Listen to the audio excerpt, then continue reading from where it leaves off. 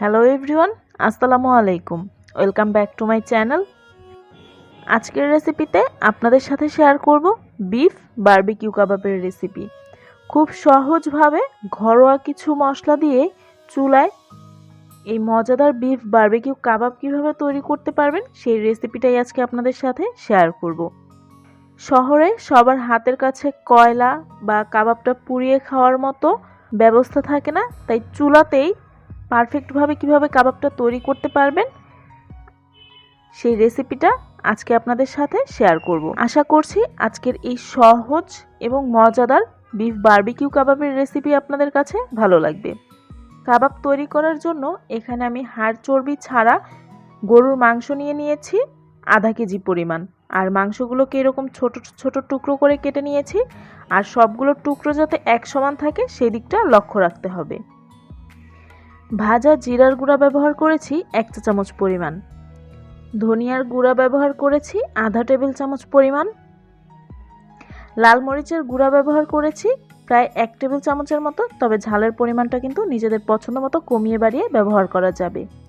গরম মশলার গুঁড়া ব্যবহার করেছি আধা চা চামচ। হলুদের গুঁড়া ব্যবহার করেছি 1 চা চামচের মতো। কাবাব মশলা ব্যবহার করেছি 1 চা চামচ পরিমাণ। এখানে যে কোনো ব্র্যান্ডেরই কেনা কাবাব মশলাটা আপনারা ব্যবহার করতে পারবেন। স্বাদ মতো দিয়ে দিচ্ছি লবণ। সেই সাথে এখানে প্রায় 1 টেবিল চামচের মতো টক দই ব্যবহার করেছি। আর এই টক দইটা আমার ঘরে তৈরি করা। চাইলে রেসিপিটা দেখে নিতে পারেন, লিংক আমি ডেসক্রিপশন বক্সে দিয়ে দিব। মাংসটা যাতে খুব ভালো মতো সেদ্ধ হয়ে যায় তাড়াতাড়ি, সেজন্য এখানে কাঁচা পেঁপে খোসা সহ বাটা ব্যবহার করেছি প্রায় 1.5 টেবিল চামচের মতো। আদা রসুন মিলিয়ে বাটা ব্যবহার করেছি 1 টেবিল চামচের মতো। এখন আধা ভাঙা গোলমরিচ ব্যবহার করেছি এখানে 1 চিমটি বা 1/4 চা চামচের মতো।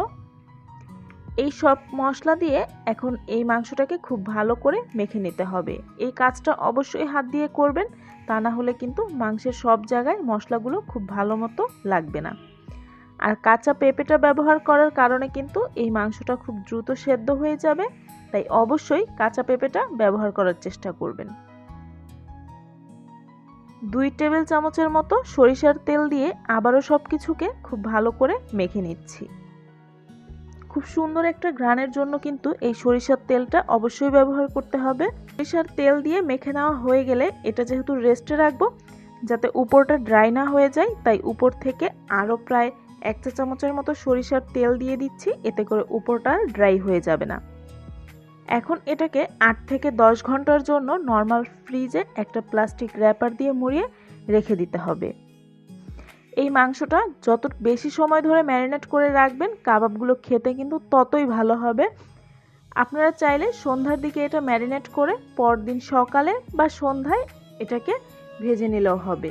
অবশ্যই কিন্তু কমপক্ষে 6 থেকে 7 ঘন্টা হলেও এটাকে ম্যারিনেট করে রাখতে হবে।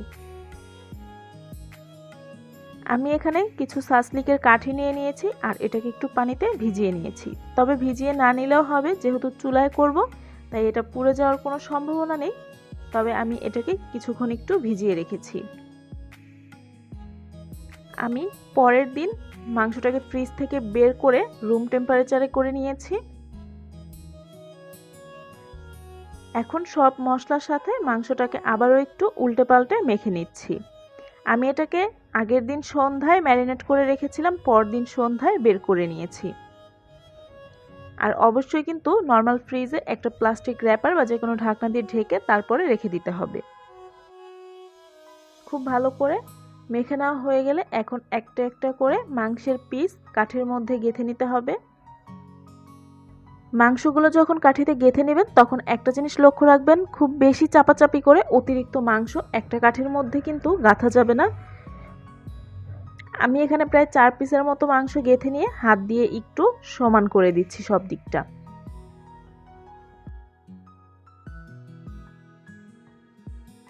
আর এভাবেই একে একে সবগুলো কাবাব আমি রেডি করে নিব।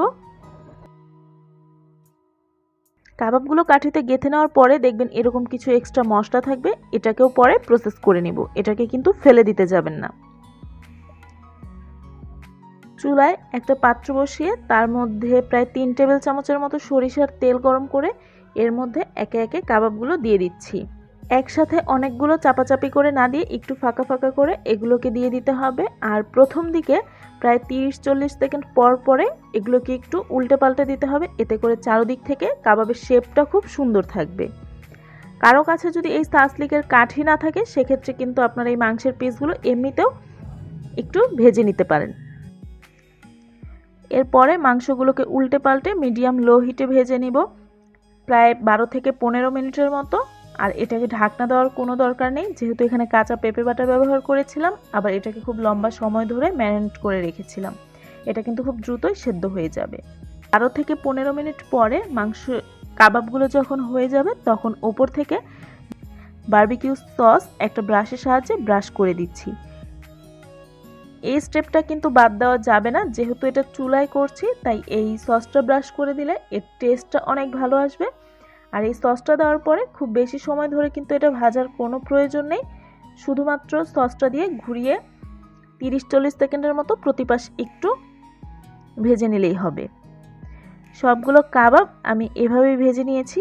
এরপরে যেই পাত্রে কাবাবগুলো ভেজেছিলাম সেই পাত্রের মধ্যেই সবগুলো বসিয়ে একটা কয়লা খুব ভালো করে জ্বালিয়ে নিয়ে সেটাকে একটা ছোট বাটি বা এরকম একটু ফয়েল পেপারের উপরে রেখে তার উপরে দিয়ে দিচ্ছি কিছুটা ঘি। ঘিয়ের পরিবর্তে চাইলে কিন্তু সরিষার তেলটাও ব্যবহার করতে পারবেন। এরপরে সাথে সাথেই একটা ঢাকনা দিয়ে ঢেকে এটাকে রেখে দিব প্রায় 20 থেকে 25 মিনিটের মতো। এতে করে দেখবেন খুব সুন্দর একটা স্মোকি ফ্লেভার কাবাবের মধ্যে চলে আসবে। যেহেতু চুলায় করেছি তাই চেষ্টা করবেন এই কাজটা করার জন্য, এতে করে খুব সুন্দর একটা স্মোকি ফ্লেভার আসবে। 25 মিনিট পরে আমি ঢাকনাটা তুলে নিয়েছি। আর যেই মশলাগুলো ছিল স্টিকে গাঁথার পরে সেই মশলাগুলোকে আমি সামান্য একটু তেল দিয়ে খুব ভালো করে কষিয়ে নিয়েছি একটু পানি দিয়ে। আর এটা কিন্তু এখন নান, রুটি আর কাবাবের সাথে খেতে অনেক ভালো লাগবে। তৈরি হয়ে গেল খুব মজাদার, সহজভাবে ঘরোয়া কিছু উপকরণ দিয়ে বিফ বারবিকিউ কাবাব। আর এই একই রেসিপিতে আপনারা চাইলে চিকেন বা খাসি দিয়েও এই কাবাবটা তৈরি করতে পারবেন। চিকেন বারবিকিউ কাবাবের একটা রেসিপি কিন্তু অলরেডি আমার চ্যানেলে দেওয়া আছে, চাইলে দেখে নিতে পারেন, লিঙ্কটা ডেসক্রিপশন বক্সে দেওয়া থাকবে। দেখতেই পাচ্ছেন কাবাবগুলো কিন্তু ভেতর থেকে খুব সুন্দর মতো কুক হয়ে গিয়েছে। আশা করছি আজকের এই সহজ কাবাবের রেসিপি আপনাদের কাছে ভালো লেগেছে। যদি ভালো লেগে থাকে ভিডিওটিতে একটি লাইক দিয়ে ফ্রেন্ডস অ্যান্ড ফ্যামিলির সাথে আমার আজকের রেসিপিটা শেয়ার করবেন। আমার চ্যানেলটা যদি এখনও সাবস্ক্রাইব করে না থাকেন তাহলে প্লিজ আমার চ্যানেলটা সাবস্ক্রাইব করবেন। সবাই খুব বেশি ভালো থাকবেন। আল্লাহ হাফেজ।